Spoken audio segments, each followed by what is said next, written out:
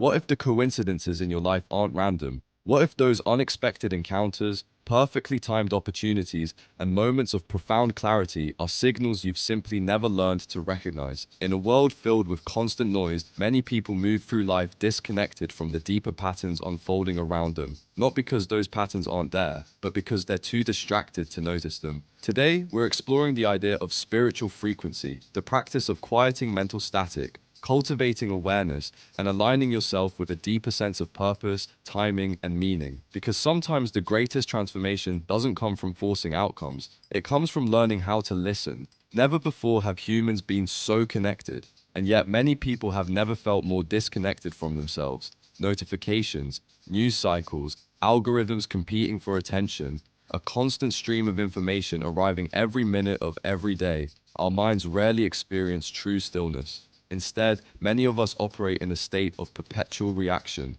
responding, consuming, scrolling, worrying, planning, repeating.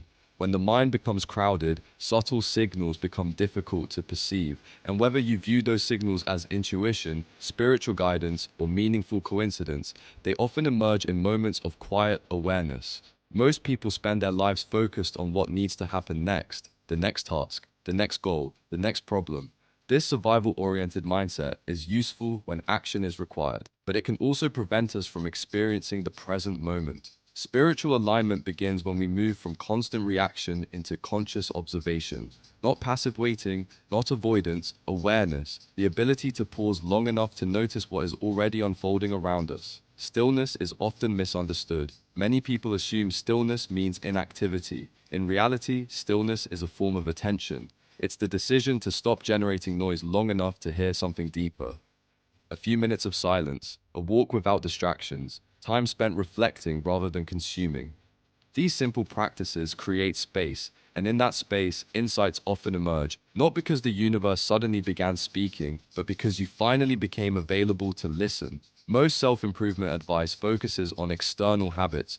Wake up earlier, read more books, work harder, optimize your schedule. But beneath every habit is something even more important: your emotional baseline. How do you consistently feel? Rushed, anxious, grateful, grounded, hopeful?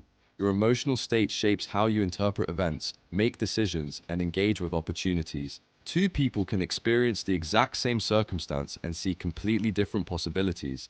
One sees obstacles, the other sees guidance. The difference often begins internally. Have you ever thought about someone and received a message from them moments later? Or discovered a book, idea, or opportunity at exactly the right time? Many people describe these experiences as synchronicities, meaningful coincidences that feel connected to something larger than chance. Whether you interpret synchronicity spiritually or psychologically, it often becomes easier to notice when you slow down. Awareness expands, patterns emerge, connections become visible, and life begins to feel less random and more interconnected. One of the hardest lessons in personal growth is understanding the difference between effort and force. Effort is healthy. Force often comes from fear. When we attempt to control every detail, we create resistance. When we remain engaged but flexible, we create space for unexpected possibilities. Many spiritual traditions describe this as trust, trusting the process, trusting the timing, trusting that not every delay is a denial. Sometimes what feels like stagnation is preparation. Sometimes the waiting period is where refinement occurs. If there is one practice that consistently appears across spiritual traditions, it is gratitude. Gratitude shifts attention. It moves the mind away from scarcity and toward appreciation, away from what is missing and toward what is already present. This doesn't mean ignoring challenges. It means refusing to let challenges become the entire story. A grateful mind notices opportunities that a fearful mind often overlooks. Many people spend years waiting for life to happen to them, waiting for clarity, waiting for confidence, waiting for the perfect sign. But spirit,